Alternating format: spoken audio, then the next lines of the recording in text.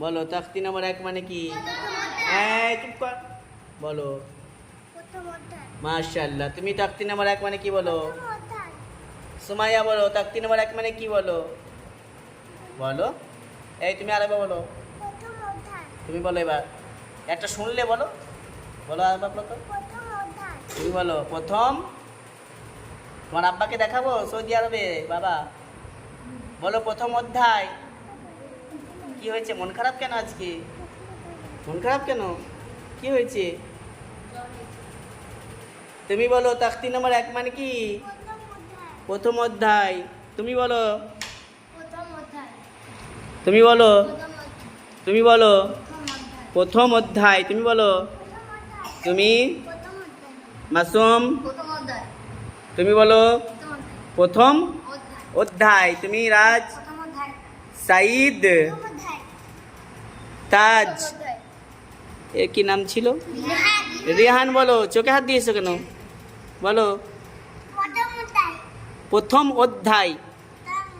হাবিবুল বলো তাখতি নম্বর 1 মানে হলো প্রথম অধ্যায়। প্রথম অধ্যায় মানে কি? এবার হয়ে গেল। প্রথম অধ্যায় মানে কি? প্রথম অধ্যায় মানে তাখতি নম্বর 1। 7 খণ্ড রামায়ণ পড়ে, হ্যাঁ তা তুমি বললে না? 7 খণ্ড রামায়ণ পড়ে সীতা রামের মাসি। রামায়ণে কয়টা খণ্ড আছে? 7টা। 1 খণ্ড, 2 খণ্ড, 3 খণ্ড, 4 খণ্ড, 5 খণ্ড, 7 খণ্ড পর্যন্ত পড়া হয়ে গেছে। আর রামায়ণের প্রায় মাঝে মাঝে লেখা আছে যে সীতার সঙ্গে রামের বিয়ে হয়েছিল, সীতার সঙ্গে রামের বিয়ে হয়েছিল, লেখা আছে। তারপরে গান জিজ্ঞাসা করছে যে হারে সীতা রামের কে হয়? বলছে খালা হয়। আস্তাগফিরুল্লাহ, আস্তাগফিরুল্লাহ বললে কি বলছে? বলছে খালা হয়।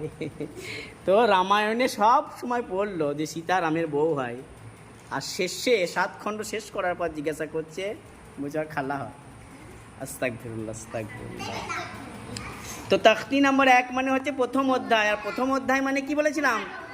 প্রথম অধ্যায় মানে হচ্ছে প্রথম পাঠ। প্রথম পাঠ বাংলা বইয়ে থাকে প্রথম পাঠ, দ্বিতীয় পাঠ, তৃতীয় পাঠ, চতুর্থ পাঠ, পঞ্চম পাঠ।